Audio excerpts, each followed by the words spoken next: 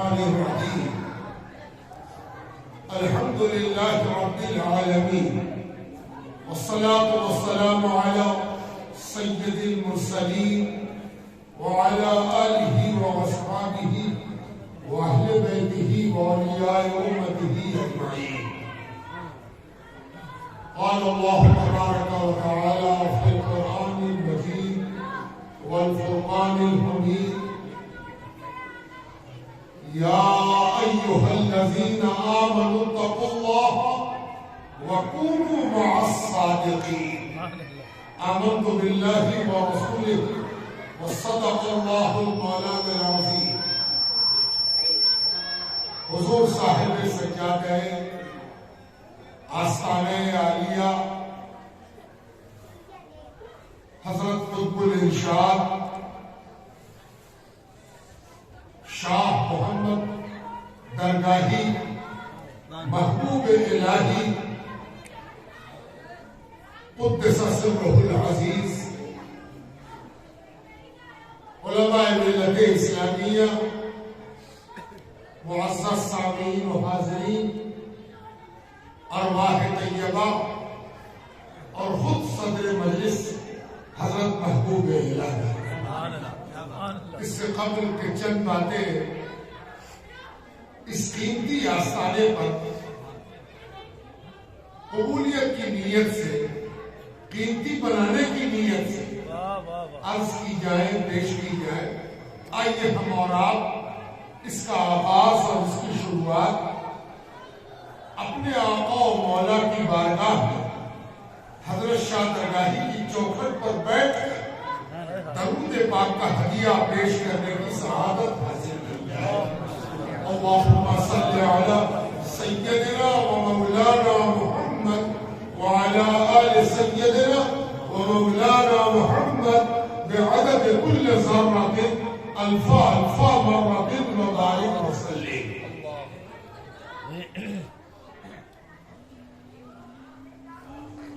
درود پاک الگ الگ وقتوں میں پڑھنے کا اس کا الگ لطف ہے،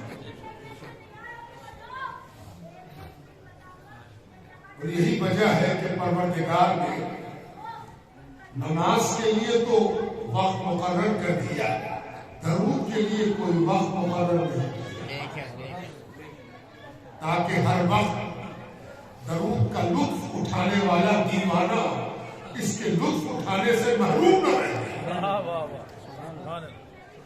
سختی میں درود پڑھنے کا الگ لطف، مہربانی میں درود پڑھنے کا الگ لطف.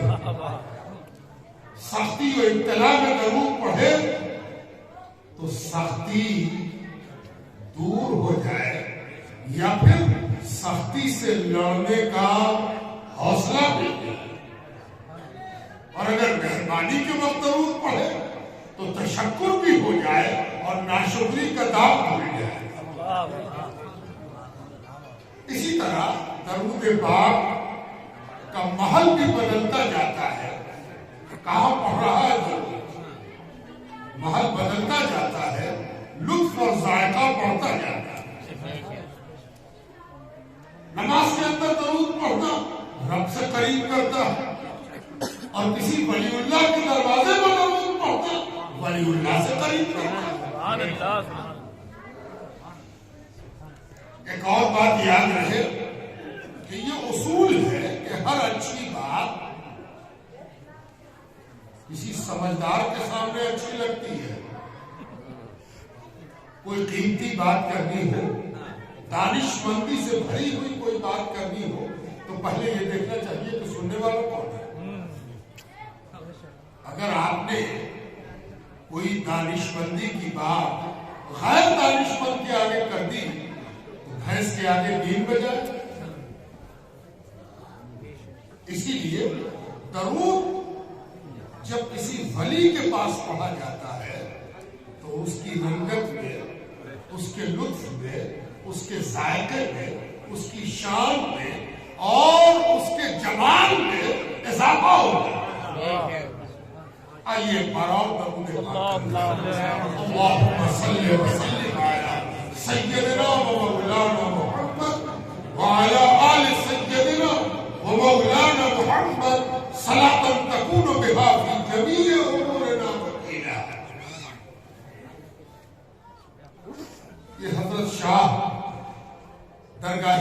خانہ ہے اور ہم سب یہاں آ کے درگاہی ہو جاتے ہیں. اور درگاہ کے معنی ہوتے چوکھٹ ہے. اور جس کے پاس چوکھٹ نہ ہو وہ گھر سے اپنا تعلق کیا بتائے. چوکھٹ وہ بنیادی چیز ہے جو یہ بتاتی ہے کہ یہ صاحب چوکھٹ ہے. چوکھٹے کا لگ جانا کسی مکان میں اس بات کی دلیل ہے کہ اب مکان مکمل ہو گیا ہے نا. تلے پر تلا تنا جا رہا ہے. جب تک چوکھٹ نہیں لگی ہے وہ مکان نہیں ہوا ہے. اور جہاں چوکھٹ لگی مکان ہو گیا. جہاں درگاہ سے تعلق پیدا ہو گیا وہ آدمی درگاہی بھی ہو گیا اور مومن ہو گیا. آپ کہیں گے یہ کون سی بات آپ نے کہی. عام طور پر جو لوگ ایمان کے حوالے سے دن رات گفتگو کرتے ہیں وہ پتہ نہیں کس غلط فہمی سے آدھا دین پیش کرتے ہیں. آدھا دین نماز روزہ توحید زکات حج بلا شبہ دین ہے. اس کے بغیر دین کا تصور نہیں ہے. لیکن کیا صرف یہی دین؟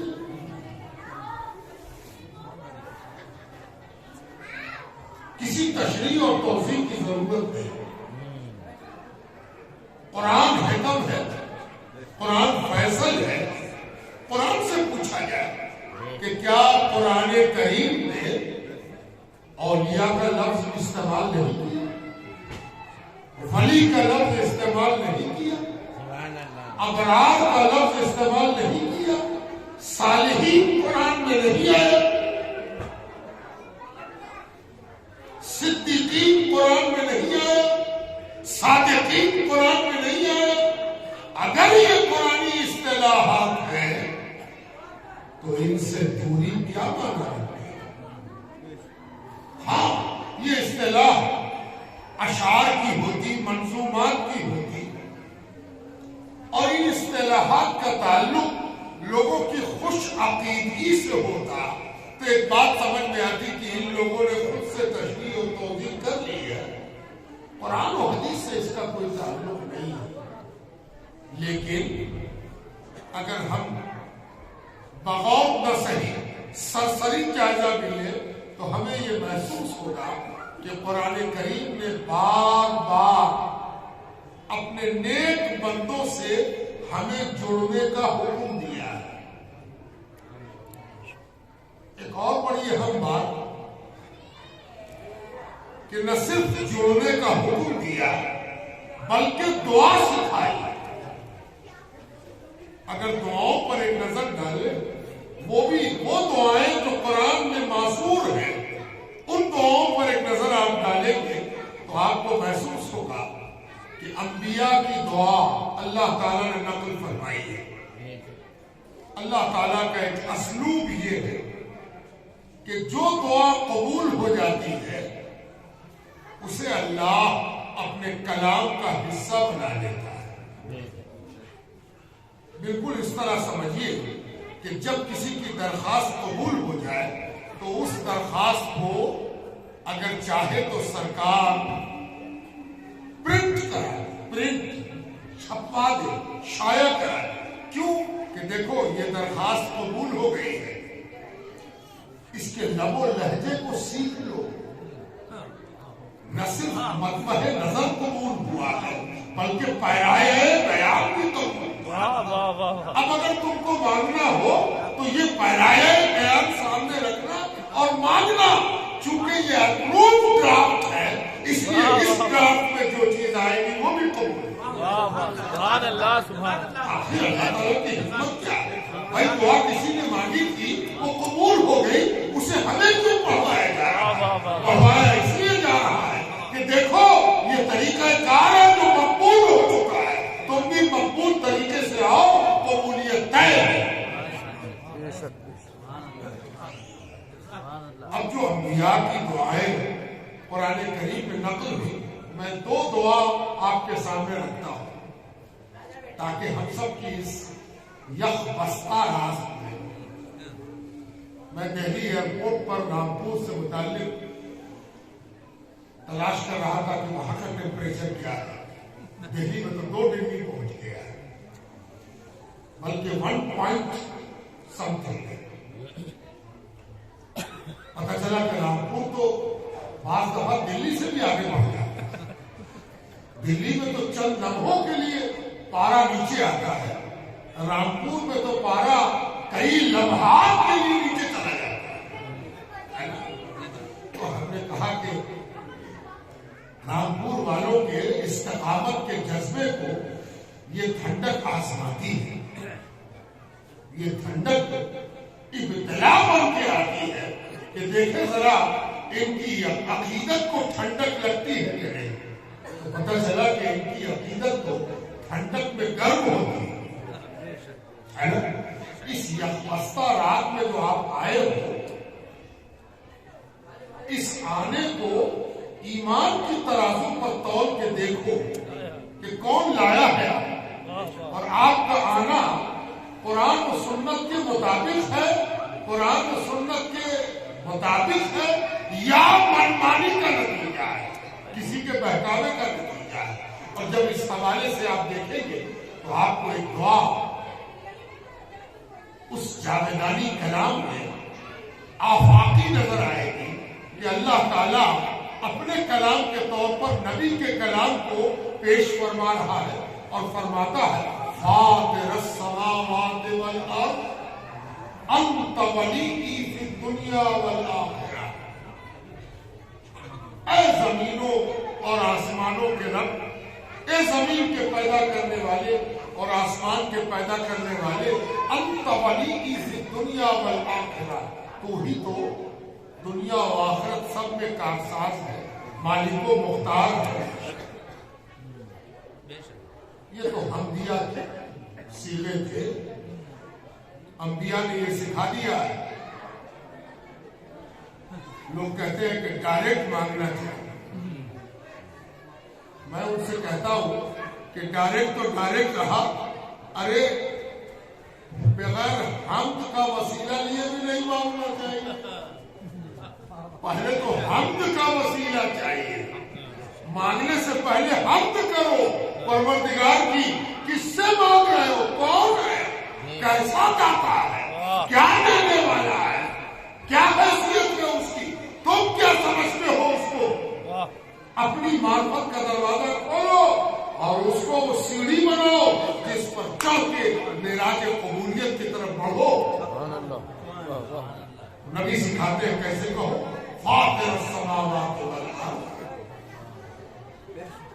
انت ولی فی الدنیا والآخرہ، ہے نا۔ اب اتنے کا وسیلہ ہو گیا ہے نا، وسیلے سے گھبرایا مت کرو، حمد بھی وسیلہ بنتی ہے ہے نا۔ ہمت ہو تو ذرا حمد کو کاٹ تو دو کہ یہ وسیلہ نہیں بنتی، حمد وسیلہ بنتی ہے۔ تو تب کہا توفنی مسلما، عجیب چیز مانا ہے۔ مسلمانیت پر تو ہم لوگ اپنا حق سمجھتے ہیں، آج کے مسلمان ہیں، 300 سال سے تو مسلمان رامپور میں آ گئے۔ رامپور میں کسی کو روک کے پوچھا جائے کہ نواب فیض اللہ خان کے وقت سے نبی کہہ رہے توفنی مسلما، کہ پروردگار بنے جب بھی مسلمان، توجہ چاہتا 100 برس پہلے بنے ہو، 1400 برس پہلے بنے ہو، اس سے کوئی بحث نہیں ہے، جب دم نکلے تو ہم مسلمان ہیں۔ سب کو اس کی فکر ہے کہ کب سے مسلمان ہے، کب سے مسلمان ہے نا۔ قرآن سکھا رہا ہے ارے کب سے تو چھوڑو، جب دم نکلے تو مسلمان ہو، توفنی مسلما۔ اس سے پتہ چلا کہ ہو دم نکلتے وقت بھی مسلمانیت کی ضرورت پڑتی ہے۔ ہے نا جو دم نکلنا ہے. ایک بڑے بزرگ سے کسی نے پوچھا تھا کہ من نہایا کمال کی پہچان کیا ہے؟ صاحب کمال کی بہت اونچائی تک کوئی پہنچ جائے, صاحب کمال ہو جائے, سارا کلاس پڑھ لے, ایم اے کر لے, پی ایچ ڈی کر لے, فضیلت کا درجہ پاس کر لے, افتاء کی سند حاصل کر لے, دنیا کہے اب کیا پڑھو گے, سب تو تم نے پڑھ لیا, عقلیہ بھی پڑھ لیا, نقلیہ بھی پڑھ لیا. ایک بزرگ سے کسی نے پوچھا من نہایا, نہایا کیا ہے, کمال کیا ہے؟ ہائے ہائے کیا بات کہتی اس اللہ والے.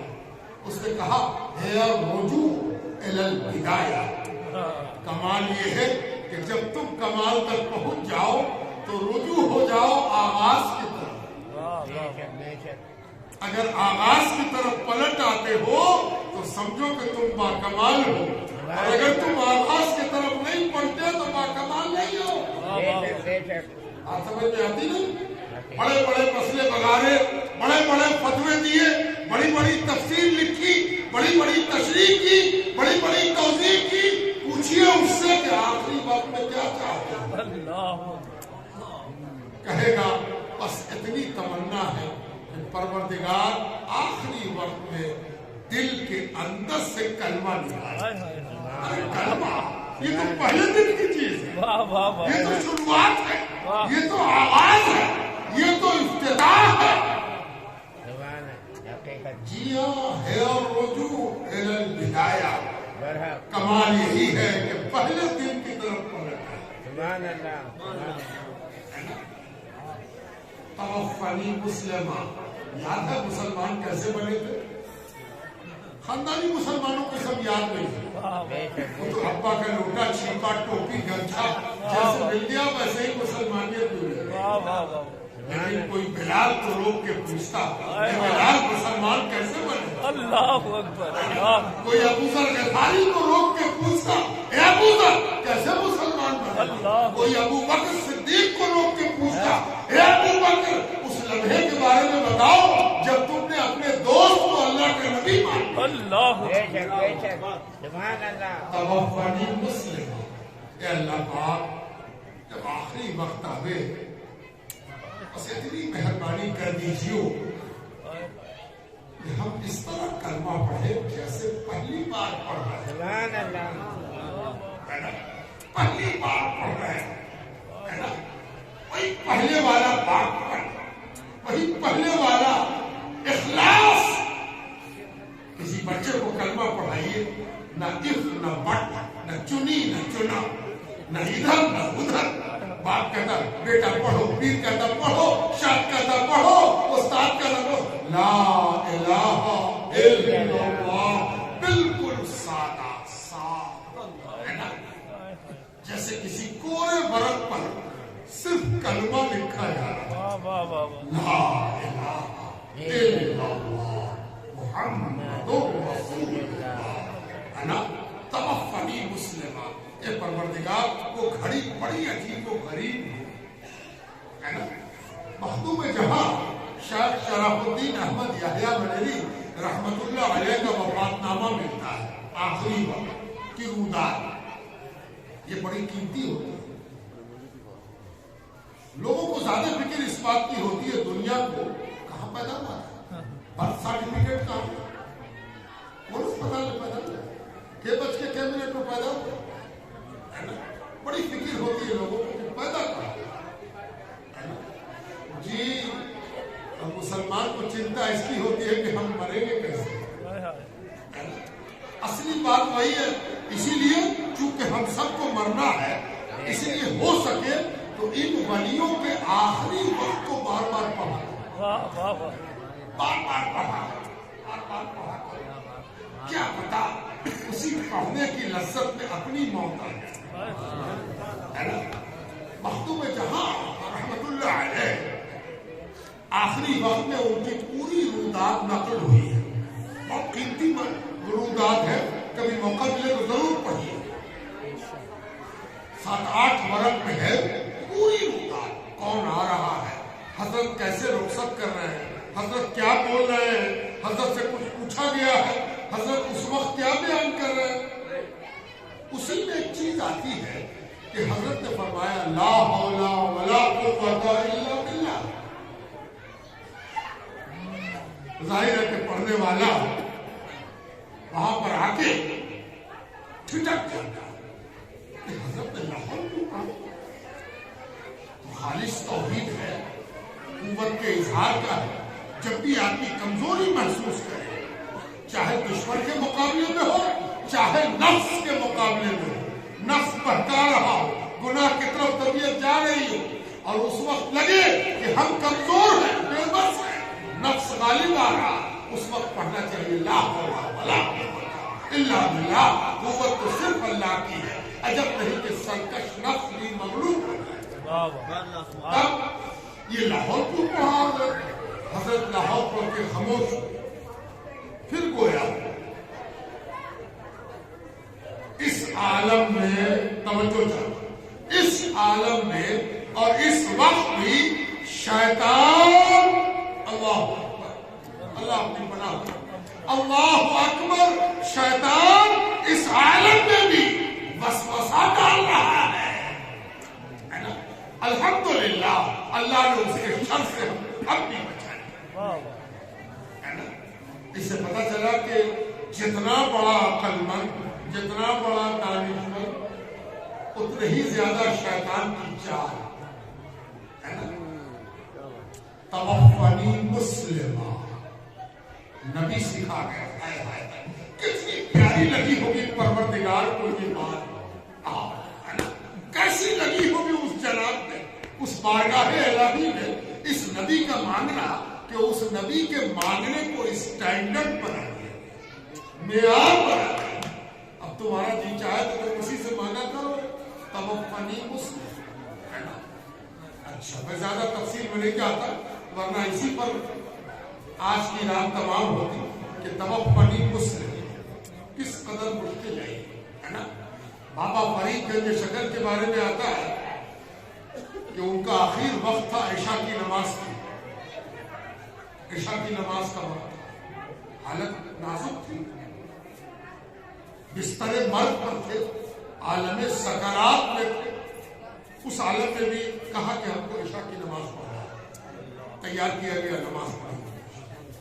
اس کے بعد کوئی بات چیت ہوئی، کوئی اور موضوع نکلا، تھوڑی دیر کے بعد پھر کہا عشاء کی نماز نہیں پڑھا، عشاء کی نماز پڑھا. عشاء کی نماز دوبارہ پڑھ لی. تھوڑی دیر کے بعد پھر فرمایا عشاء نہیں پڑھا، عشاء.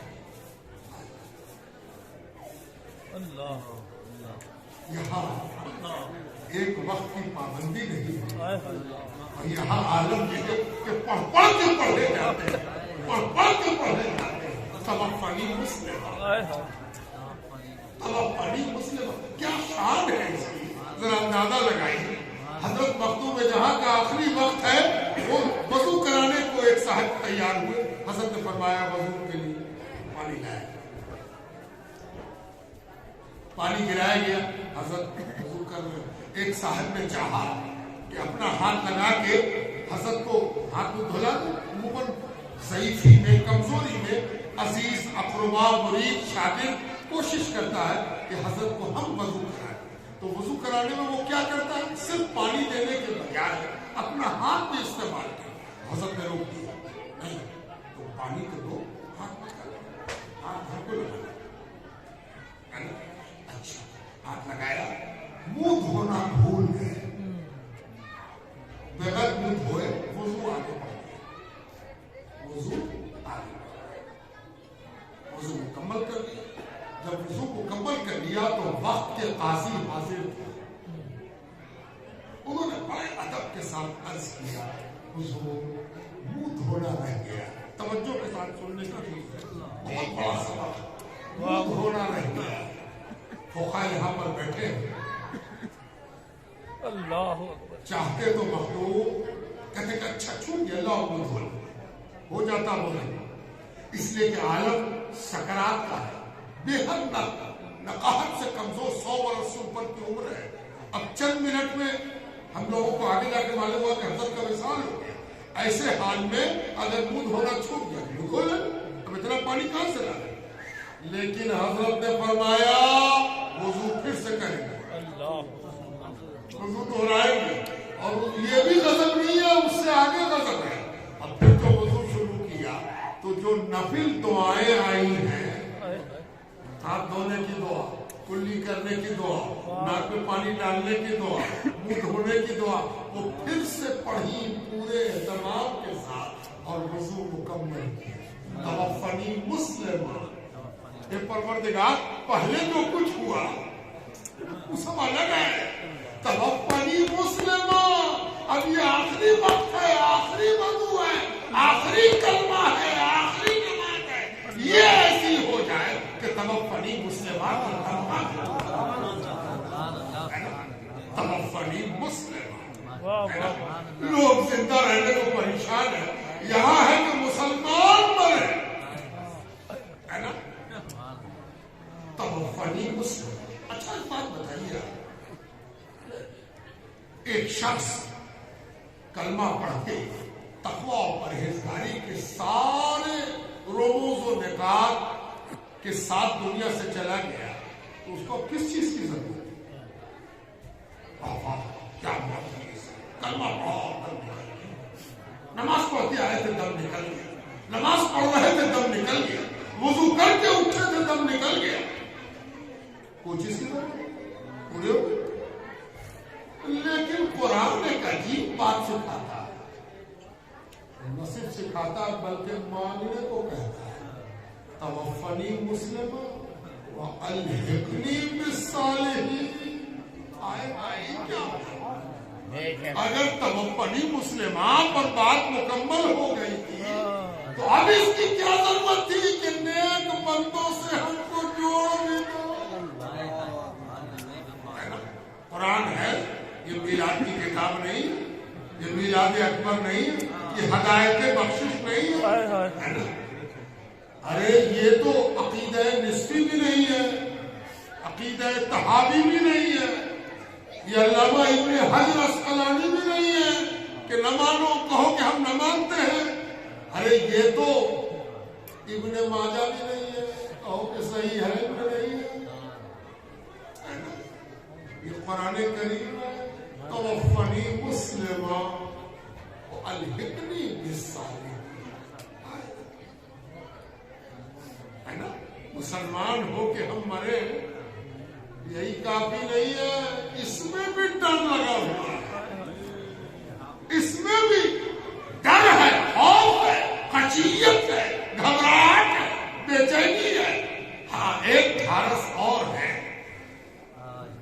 نا، جو مسلمان ہونے پر گواہی ہے نا، توفنی مسلمہ، یہ نیکی تو ہے، بھلائی تو ہے، اچھائی تو ہے، لیکن اکیلی ہے۔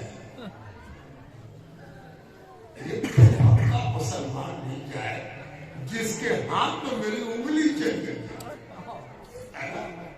تو کلمہ تو پڑھا ہی ہے، انگلی کا پکڑ لینا بھی بتا دینا کہ کسی مقبول کرنے والے نے اس کی انگلی پکڑ لگا۔ الحقنی بالصالحین، یہاں وقت نہیں ہے، ورنہ ہم اللہ سبحانہ وتعالیٰ کا ایک اعجاز یہ بھی ہے، معجزہ یہ بھی ہے کہ پروردگار نے عربی زبان میں قرآن کو نازل کیا ہے، اور عربی کا کمال یہ ہے کہ اس میں الفاظ کی کثرت ہے، ایک ایک چیز کے لیے، ایک ایک معنی کے لیے، ایک ایک فعل کے لیے، ایک ایک اسم کے لیے اتنے اسماء ہیں، ذرا سی کیفیت اسم بدلی اور اسم بدل گئی، لفظ بدل گئی، کیفیت فعل میں تبدیلی آئی اور اسم بدل گئی۔ ایک چھوٹی سی مثال دے دیں، مثالیں بھی بہت سی ہیں۔ اردو میں سب کو چاند کہے، چاہے اتنا بڑا ہو، چاہے اتنی بڑی ہو، چاہے اتنا بڑا ہو۔ عربی میں پہلی نگاہ میں 3 لفظ ہیں، الفاظ اور بھی ہیں۔ وہ مہین والا جس پر جھگڑا ہو جائے اور رامپور کے قاضی فیصلہ کرے، وہ کھجور کی سوکھی ہوئی شاخ کی طرح نکلا چاند، اس کو عربی میں ہلال کہتے ہیں، اور اس سے جب موٹا ہو گیا تو قمر کہلاتا ہے۔ اور جب پورا مکمل ہو گیا تو بدر کہلاتا ہے. ایسے میں پروردگار نے الحقنی استعمال کیا. اور توجہ چاہتا الحقنی ہے نا. عربی میں الحقنی کا استعمال اپنے آپ میں ایسا معنی رکھتا ہے کہ بالکل ایسے سمجھیے جیسے چوکھٹ بنتی ہے گھر میں. چوکھٹ ٹیبل بنتا کرسی بنتی اس میں آپ نے دیکھا ہوگا کہ چول بناتا ہے درزی. یہ بڑی مستری ہے نا کارپینٹر چول بناتا ہے اور چول میں چول پھنسا کے اس کے اندر بانس کا گجا دیتا ہے. بانس کی ایک لکڑی دیتا ہے. عربی میں الحاق اس کو کہتے ہیں. دو الگ الگ لکڑی ہے. ایک نہ تراشیدہ ہے ایک تراشا ہوا ہے.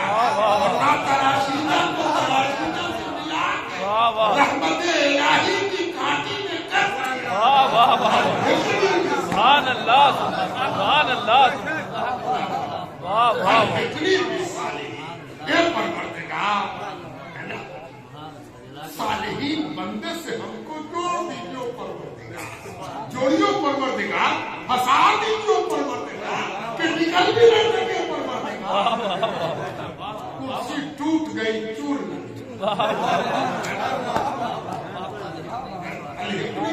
اللہ سبحانہ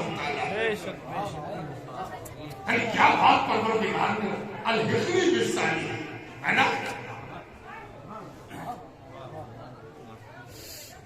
یہ نماز کی اقتدا نہیں ہے کہ جیسے جیسے امام صاحب کیجیے ویسے ویسے تم کیجیے ہے نا. یہ الحقنی ہے نا الحقنی بالصالحین ہے نا. اور قرآن کریم نے یہ سکھایا. اور قرآن کریم نے ایک اور غضب کی بات سن لیجیے. آپ کی اور میری مجال نہیں ہے کیسا ہو. ایسا ہو سکتا کہ پروردگار کہتا کہ ہو جاؤ. آپ کو نہیں کہا گیا کہ آپ ہو جائے. آپ سے کہا گیا کہ اگر خیر چاہتے ہو تو ایسے مانگو. تم ہو ہی نہیں سکتے. ہاں پروردگار چاہے گا تو کرتے ہیں. پروردگار کرے گا. یہ پروردگار کا کام ہو سکتا ہے. تم تو مانگو گر گراؤ تڑپو چھٹپٹاؤ کہ یہ پروردگار ایسے بنا دے. توفنی مسلموں معلومتنی بالصالحین. اچھا اور دوسری کو سب قرآن سے باہر نہیں جائیں گے. قرآن سے باہر جانے کی ضرورت نہیں. تشریح اور توضیح کی ابھی ضرورت نہیں. متن کا کلاس پہلے متن ہو جائے. ربنا فاغفر لنا ذنوبنا وکفر عنا سیئاتنا ہے نا. کیا بچا بھائی. ربنا فاغفر لنا ذنوبنا ہے نا. کبھی کبھی حمد ربنا میں پوری ہو جاتی ہے. ربنا ہائے ہائے کیا رب ہے نا. ایک تو رب جو پالنہار ہے پیدا کرنے والا ہے سنبھالنے والا ہے کھلانے والا ہے عزت دینے والا سب مانا ہے. رب میں رب لفظ ایسا لفظ ہے جس میں ہر وہ چیز پائی جاتی ہے جس کی کسی مخلوق کو ضرورت ہے. کبھی پیاس میں پانی کی ضرورت, بھوک میں کھانے کی ضرورت, بے عزتی میں عزت کی ضرورت, گناہ میں معافی کی ضرورت. یہ سب جہاں پایا جاتا ہے اس کو رب کہتے ہیں. رب بنا اے ہمارے رب, اے میرے پالنہار, اے میرے داتا, اے میرے کریم. اس میں سب ہے رب بنا. اگر وقت نہ ہو یا پھر اس میں قریب کا اشارہ آپ کو لانا ہو تو پھر زیادہ حمد میں نہ پڑھیے, صرف ربنا ربنا ربنا ربنا کی رٹ لگائیے. وہ سب سے عمدہ حمد ہے, سب سے جامع حمد ہے. ربنا فاغفر لنا ذنوبنا. اور سب گناہ ہو گیا ہے ہم لوگ اقراری مجرم کہتے ہیں کہ ہم سے گناہ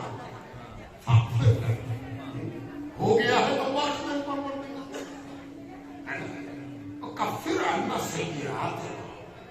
अरे परवरदिगार, इतनी सय्यात हुई है, इतने गलती, कसूर, लफ्ज़, मासियत हो गई है जो मिटने वाली नहीं है, आसानी से नहीं मिटेगी, और मिट जाने से काम भी न चलेगा। परवरदिगार, तवज्जो चाहता हूं, जरा मानवीयत कुरान की देखा जाए।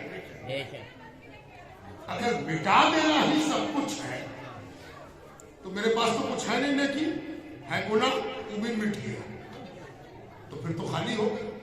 कफिर अन्ना सय्यात, तेरा वादा कि इन्नल हसनात युज़हिबुन सय्यात, अब मेरी बुराई को ऐसा मिटाना कि मिटा मिटा के नेकी रखते जाए, मिटा मिटा के नेकी रखते जाए। सफा गुनाह से तो मिट जाए, नेकियों से भर जाए।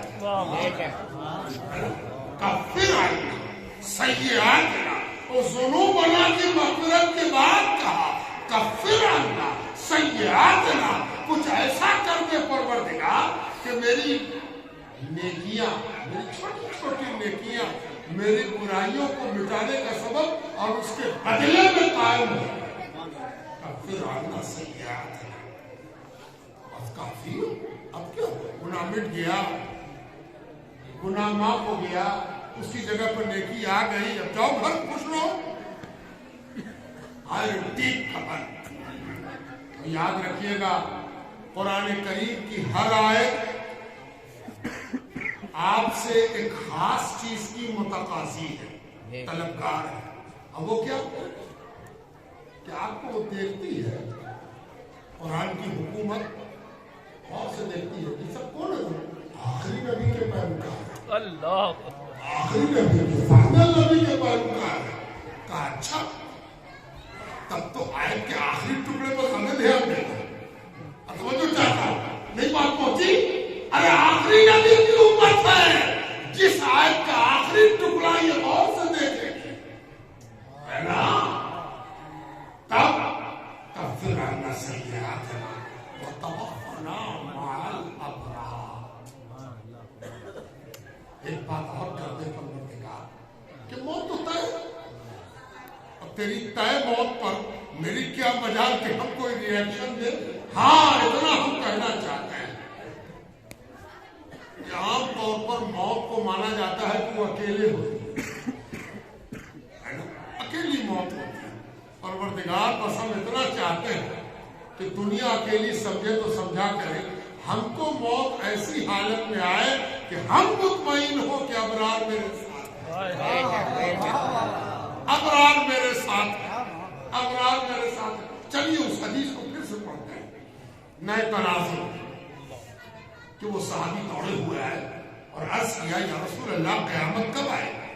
मशहूर हदीस है, सब लोग जानते हैं, दम्फुल्लाह, क़यामत कब है? क़यामत हाय रे हाय, क्या यकीन था, कैसा ईमान था, कैसी समझदारी थी, कैसी दानिशमंदी थी, क्या कि पूछते क़यामत कब आएगा? दम्फुल्लाह,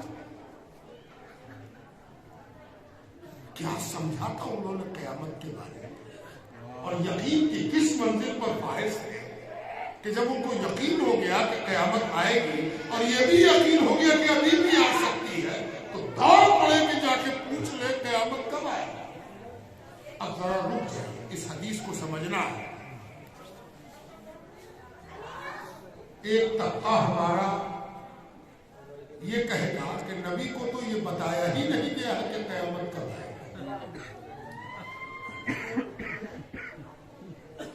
ये जो 1400 हैंड के बाद इनको इस्लाम पहुंचा, वो फर्स्ट हैंड इस्लाम वाले से भी आगे बढ़ गए।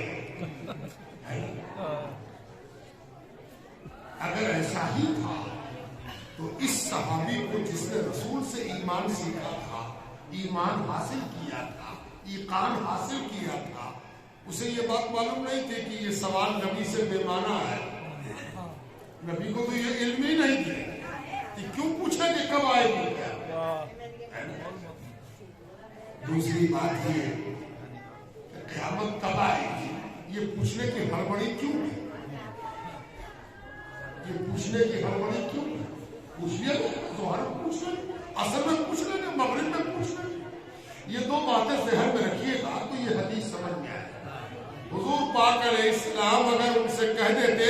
کہ قیامت کے آنے کی نشانی یہ ہے جو ہم بھی جانتے ہیں آپ بھی جانتے ہیں. مطالعہ کرتے جائیے، آپ کو 100 سے اوپر حدیثیں ملیں گی جو علامات قیامت سے متعلق ہے. یہ ہوگا تو قیامت آئے گی، یہ ہوگا تو قیامت آئے گی، ایسا زمانہ آئے گا، ایسے معاملات ہوں گے، یہاں تک کہ یہ مہینہ ہوگا، یہ دن ہوگا، یہ سب موجود ہے. تو حضور صلی اللہ علیہ وسلم کے سامنے پوچھا گیا کہ قیامت کب آئے گی؟ تو حضور کہہ دیتے جمعے کو آئے، حضور کہہ دیتے محرم میں آئے، حضور کہہ دیتے آنے ہی والی ہے. حضور نے یہ سب نہیں کہا. یعنی 2 بات یقین کر لو. پہلی بات یہ کہ امتی کو رسول سے بہتر کوئی نہیں جانتا. دوسرے یہ کہ صحابی سے بڑھ کے کوئی رسول کو نہیں پہچانتا. یہ 2 باتیں طے ہیں، اور انہی 2 باتوں میں یہ حدیث چھپی ہوئی ہے کہ حضور نے فرمایا کیا تیاری کی ہے کہ پوچھتے ہو قیامت کب آئے. اگر سرکار نے جواب دے دیا ہوتا اور سوال نہ پوچھا ہوتا تو قیامت تک یہ سوال تشنا رہ جاتا.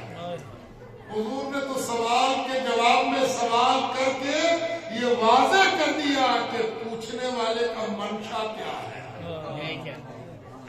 فوراً صحابی نے کہا یا رسول اللہ، اگر ہم مفہوم دیں اردو میں، کاہے کی تیاری اور کون ہے تیاری کرنے والا؟ یا رسول اللہ کون چیز کی تیاری، کس چیز کی تیاری؟ نہ اچھی نماز، نہ اچھا نہ نماز کا تکیہ، نہ روزے کا کچن کہ لگا کے بیٹھ جائے ہم تو نمازی ہیں، ہم تو روزے دار ہیں. دیکھو ایک خاص بات یاد رکھو، جس چوکھٹ پر ہم لوگ بیٹھے ہیں یہ دنیا کی واحد چوکھٹ ہے صوفیاء کرام. کیا یہ جو ہم نے آپ سے کہہ دیا کہ یہ دنیا کی واحد چوکھٹ ہے، اس کو سمجھ لیجیے.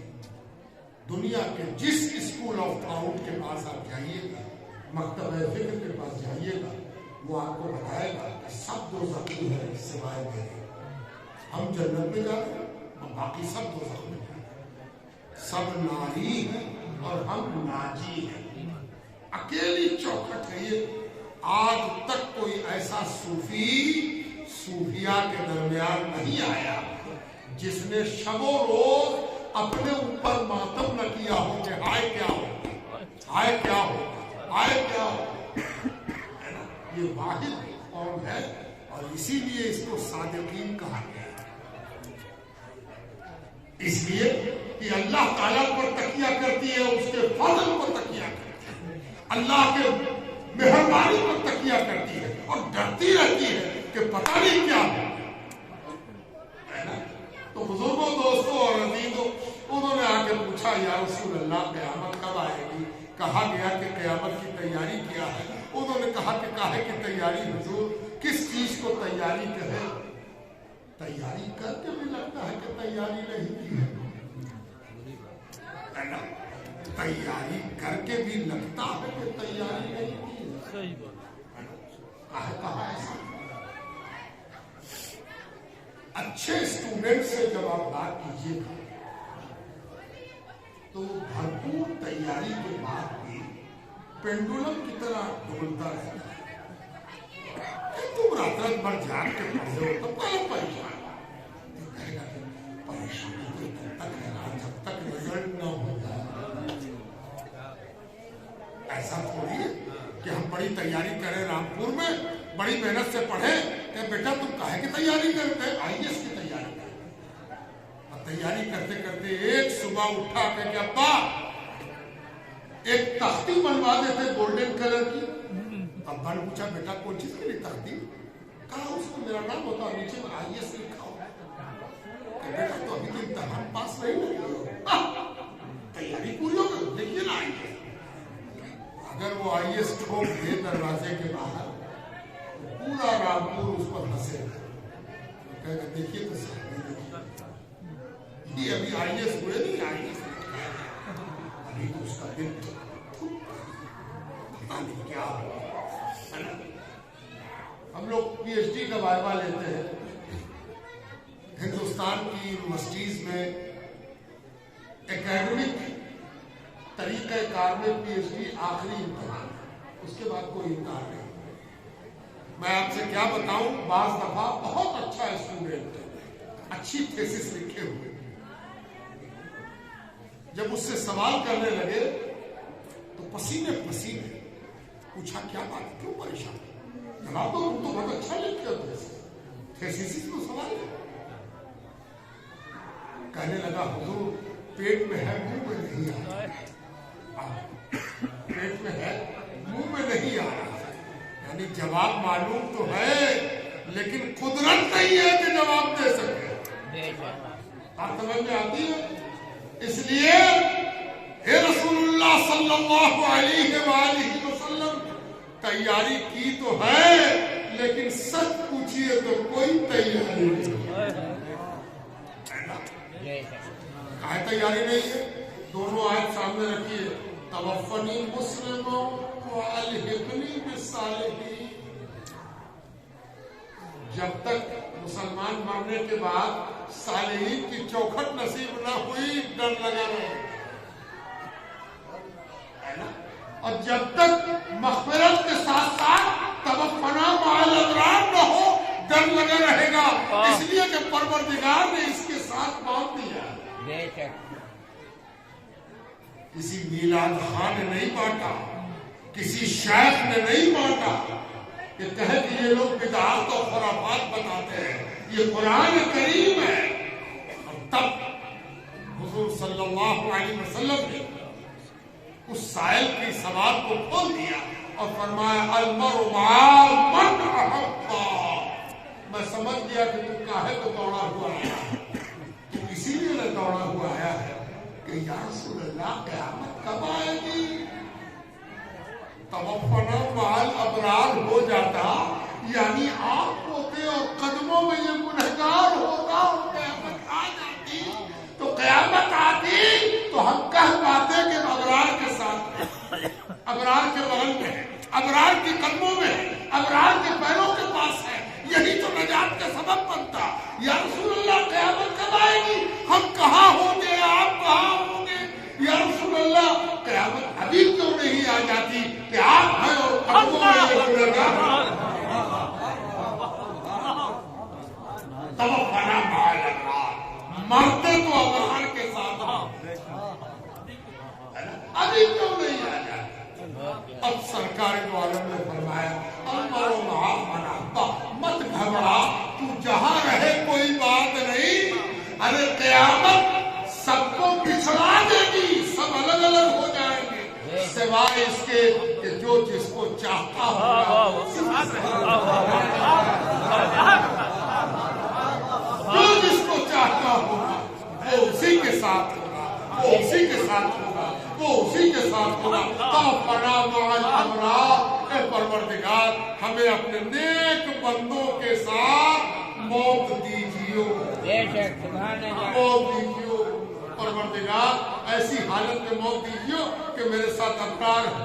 کبھی کبھی سنتے ہوں گے کہ کسی نیک آدمی کا دم نکلا تو دم نکلنے سے پہلے وہ گھر والوں سے کہتا ہے خوشبو جلا دو، خوشبو جلا دو، دروازہ کھولو، نہیں ابا بہت ٹھنڈا ہے، دروازہ بند رہے گی،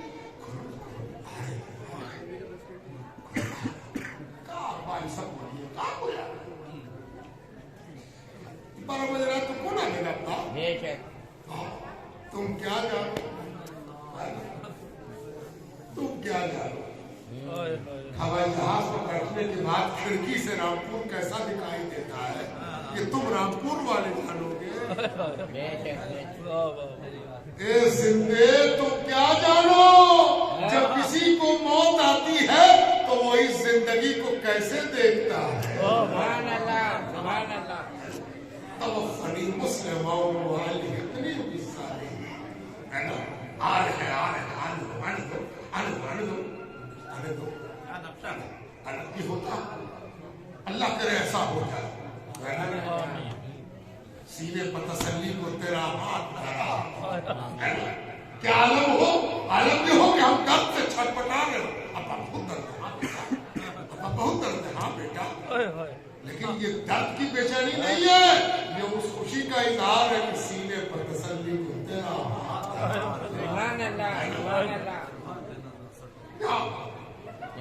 بزرگوں، دوستوں اور عزیزوں، اب یہ دیکھیے کہ میں نے بات جہاں سے شروع کی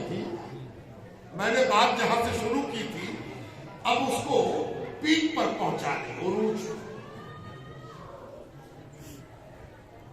اگر ان دو آیتوں میں اللہ سبحانہ وتعالی نے مومنوں کو، نمازیوں کو، روزے داروں کو، زکات نکالنے والوں کو، حجاج کو، توحید پر مر مٹنے والوں کو اپنے نیک بندوں سے جوڑنے کی دعا سکھائی، تو بہتوں کو نہیں مانا تو حافظ ہوگا تب نہ جانا۔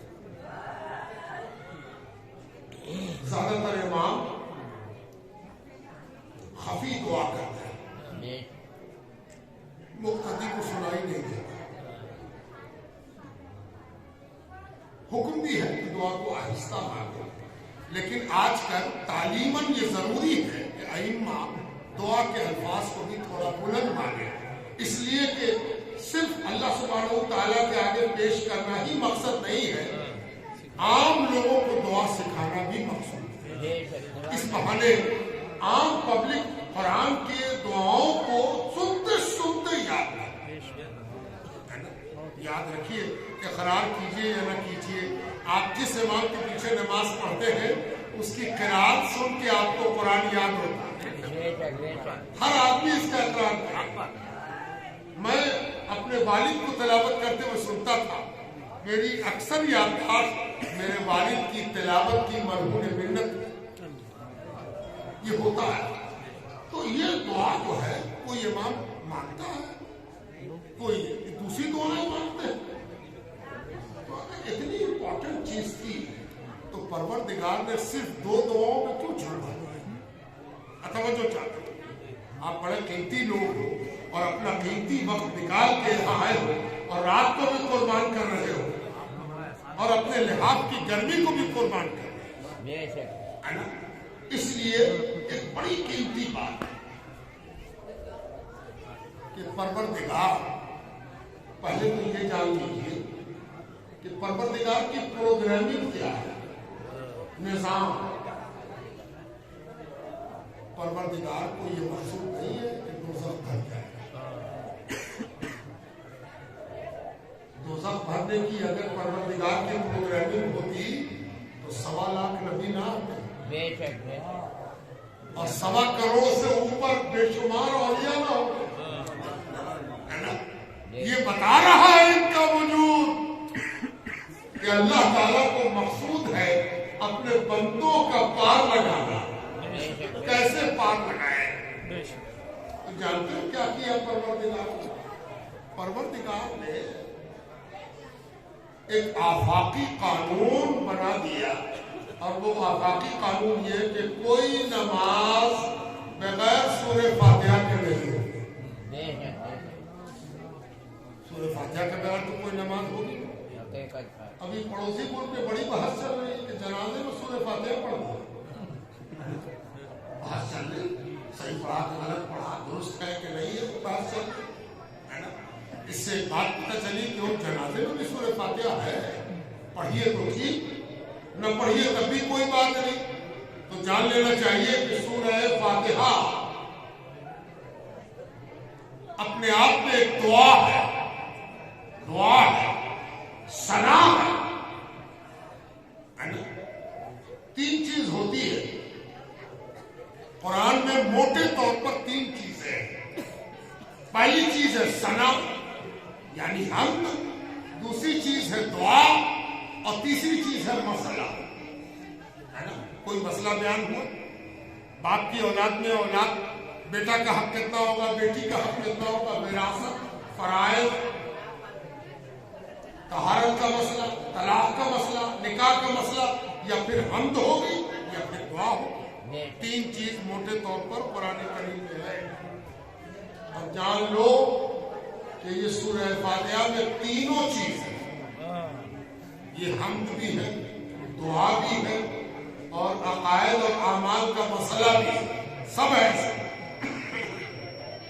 تو اگر جنازے کی نماز میں کوئی بنیت ثنا پڑھ لے، ثنا کے طور پر پڑھ لے، تو فقہائے احناف امام ابو حنیفہ کے مسلک کے بڑے علماء اس بات کے قائل ہیں کہ بطور ثنا کی جگہ پر اگر سورہ فاتحہ پڑھ لیا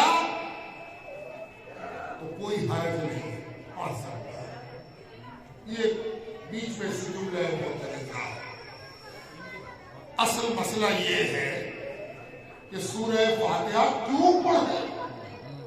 ہر نماز میں فرض، واجب، سنت سب میں سورہ فاتحہ، نفل میں سورہ فاتحہ کیوں پڑھیں؟ ایک جواب اس کا آئے گا، ہم تو اس لیے پڑھیں، حمد الہی اس لیے پڑھیں. تو حمد الہی تو قرآن میں بہت چلے. اللہ الذی لا الہ الا ہو عالم الغیب والشہادہ هو الرحمن الرحیم. یہ ہم نہیں ہے، ہم سورہ فاتحہ نہ پڑھ نہیں پڑھنے لگتا.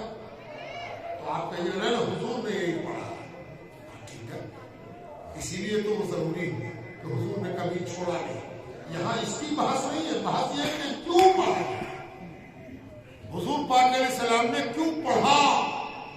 جب اس کیوں کا جواب آپ تلاش کریں گے تو آپ کو پتہ چلے گا کہ سورہ فاتحہ میں جو کچھ بیان کیا گیا ہے اس کی اصل دعا ہے، اصل دعا ہے. اور جو شروع میں ہے الحمدللہ رب العالمین الرحمن الرحیم مالک یوم الدین ایاک نعبد و ایاک نستعین، یہ سب حمد ہے. مانگے کا بہانہ ہے، مانگے کا لوڑ ہے، طریقہ ہے. یہ مانگنے والا ہے جو مانگنے کے لیے فضا بنا رہا ہے. الحمدللہ رب العالمین الرحمن الرحیم مالک یوم الدین ایاک نعبد و ایاک نستعین. ضرور کچھ مانگے گئے، ضرور کچھ مانگے گئے نا. یہ مانگنے کی پیش بندی ہے نا، یہ پیش خیمہ ہے، یہ مانگنے کا ڈھانگا ہے. یہ مانگے گا کچھ نہ. اب جب مانگا اہدنا الصراط المستقیم، پتہ چل گیا یہ مانگے ہی کوئی سب کرے گا. اب فرشتوں نے کہا اگر نہ مانتا تو یہ ہم بغیر مخ کے ہو جاتے. آج کل تو بہت نلی الی کھا رہے ہوں گے، رامپور ہے بھائی. اب ایسی نلی آپ کو مل جائے جس میں کودے ہی رکھتا ہوگا. یاد رکھیے اب دعا مخل عبادت، عبادت کی نلی میں اگر دعا کا کودا نہیں ہے تو بیکار. اصل تو وہ ہے کہ مانگے گا کیا، مانگنا تو اس کا گودا ہے نا، بس گودا نکلنا چاہیے. اہدنا الصراط المستقیم ہے نا. یہ سب سے عنوان یہی ہے بھائی، کیا کہ ہر فرقہ کھینچ رہا ہے کہ صراط مستقیم تو ادھر ہے، ادھر آؤ، ادھر چلو نا. صراط مستقیم ادھر ہے، صراط مستقیم ادھر ہے. ایک بات یاد رکھیے گا، پروردگار نے الحمدللہ رب العالمین کی تشریح نہیں کی، الرحمن الرحیم کی تشریح نہیں کی، مالک یوم الدین کی تشریح نہیں کی، ایاک نعبد و ایاک نستعین کی تشریح نہیں کی. مولانا آزاد نے کر دی اتنی موٹی کتاب. ابوالکلام آزاد نے اتنی موٹی سورہ فاتحہ کی تفسیر لکھ دی، سر پیٹ لیا ایک آدمی نے کہ تو پروردگار نے تشریح کرنے نے کی کر دی. اب پروردگار نے تشریح کس چیز کی اہدنا الصراط المستقیم. اب پروردگار خود تفسیر لکھ رہا، صراط الذین انعمت علیہم، صراط الذین انعمت علیہم. ابھی ہم لوگ جہاں میں ٹھہرایا گیا ہوں ان لوگوں کا نام تو مجھے یاد نہیں ہے، لیکن اللہ ان کی پوری پہچان پر اپنی رحمت نازل کرے۔ رامپور کا نمائندہ خاندان ہے، نام سے کچھ نہیں ہوتا، نام تو بدلتے رہتے ہیں، ہے نا؟ نام سے ہم لوگ وشواس بھی نہیں رکھتے، ہم رامپور کو بدلتے بھی نہیں، ہم رامپور میں درگاہیت پہ اس کے نام کو ہم زیادہ اہمیت نہیں دیتے، نام رامپور ہے، کام مصطفیٰ پور ہے۔ اس لیے جو لوگ نام بدلنے پر یقین رکھتے ہیں وہ نام بدلا کریں، ہمیں نام بدلنے میں کوئی دلچسپی نہیں ہے، ہم کام بدلنے میں دلچسپی رکھتے ہیں۔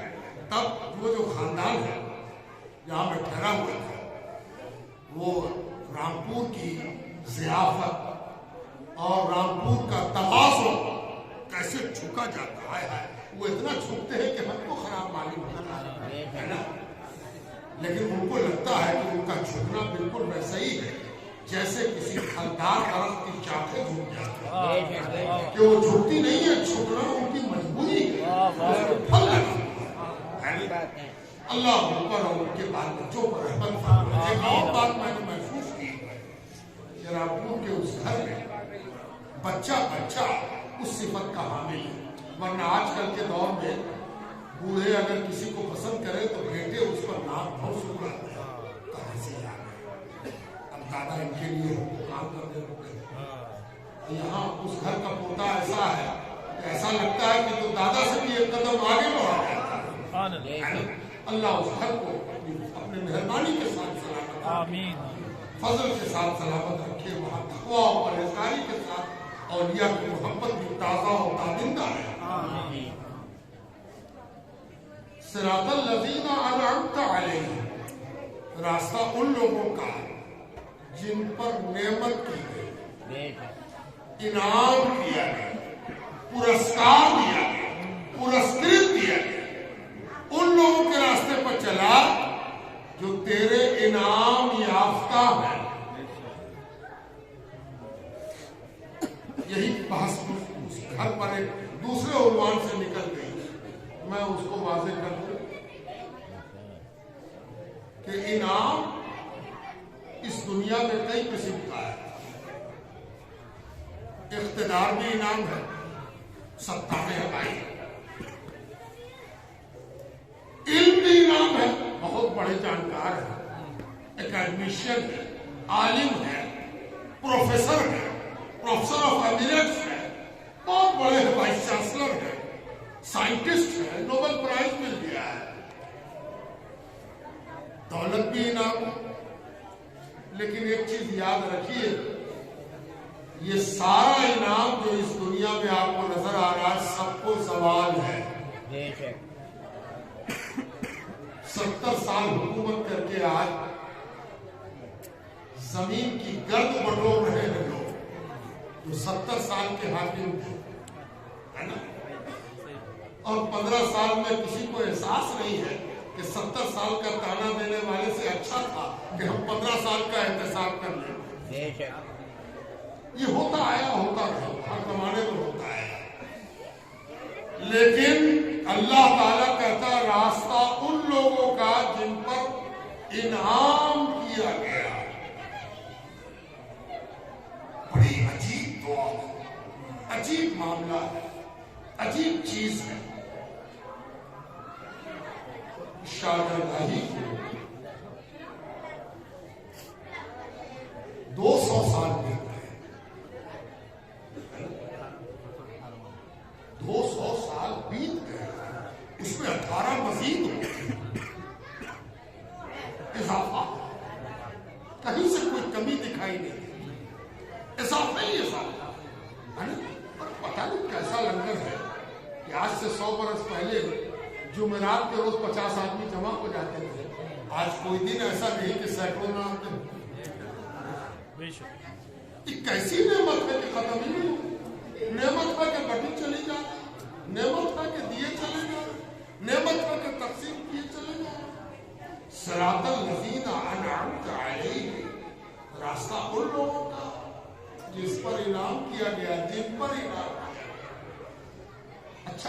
چھوڑ دیجیے، پہلے یہ بتائیے کہ 4 رکعت کی نماز میں 4 بار یہ کلمہ ہے؟ افسوس یہ ہے کہ کثرت نماز کے دعویدار یہی نہ سمجھ سکے کہ سورہ فاتحہ پڑھا کیا ہے۔ سورہ فاتحہ پڑھا کس لیے، کاہے کو پڑھا، کیوں پڑھ لیا؟ اور جس نے پڑھ لیا تھا وہ تو دیوانے کی طرح کھوجتا چلا، پنجاب میں پیدا ہوا، یتیم ہو گیا، باپ شہید کر دیے گئے، اور تلاش کس کی ہے؟ صراط الذین انعمت علیہم۔ نعمت یافتہ کہاں ہے؟ وہ کدھر ہے نعمت یافتہ جس سے ہم اپنی نعمت لے سکیں، جو نعمت دے سکے، جس سے نعمت لیا جائے؟ ایک مداری فقیر سے صحبت ہو گئی، اس سے بھی یہی پوچھتے رہے صراط الذین انعمت علیہم، کیسے نعمت حاصل کریں گے، کہاں سے نعمت ملے گی؟ کہاں پوچھتے رہو، ایک دن نعمت والا سامنے ہوگا اور جمال نعمت ظاہر ہو جائے گا۔ ایک دن عجیب رنگ میں، عجیب معاملے میں، کہاں جنگل، کہاں شکار، کہاں کون معاملہ، کہاں جاؤ دیکھو نا، دیکھو شاید وہ آ گیا ہو صراط الذین انعمت علیہم، ایسے فاتحہ تو یہ پڑھتے تھے، اور جب وہاں پہنچے تو صراط الذین انعمت علیہم۔ اب جو جمال کو دیکھا، سب جمال اللہ کہہ رہے تھے، انہوں نے تو وہاں نعمت کا جمال دیکھ لیا۔ یہی ہے روز نماز میں ہر رکعت میں صراط الذین انعمت علیہم۔ پروردگار کے تقرب کے لیے چھٹپٹا رہے ہو؟ ارے بے وقوف، تم کو تو پروردگار نے یہ سکھا کے کہا تھا ولی کا تقرب کھوجو، اس کی نعمت تک پہنچ جاؤ، تب ہم تک آ سکو۔ بول کر راستہ، دوسری بات، دوسرا معاملہ ہے نا۔ بزرگوں، دوستوں اور عزیزوں، یہ جو صراط الذین انعمت علیہم ہے، یہ حاصل سورہ فاتحہ ہے، اور یہی مقصود ہے ہر نماز کا، ہر عبادت کا، مومن کا، بندگی کا، ایمان کا، اسلام کا حاصل ہے صراط الذین انعمت علیہم۔ بزرگوں، دوستوں اور عزیزوں، یہ جو ہم لوگ حاضر آئے ہیں وہ بھی اسی لیے آئے ہیں کہ صراط الذین انعمت علیہم پڑھ کر کے حضرت کی طرف رجوع کریں۔ آپ نے سنا ہوگا کہ یہ جو درگاہوں پر جانے والے درگاہ پر جا کے کیا پڑھتے ہیں؟ فاتحہ پڑھتے ہیں۔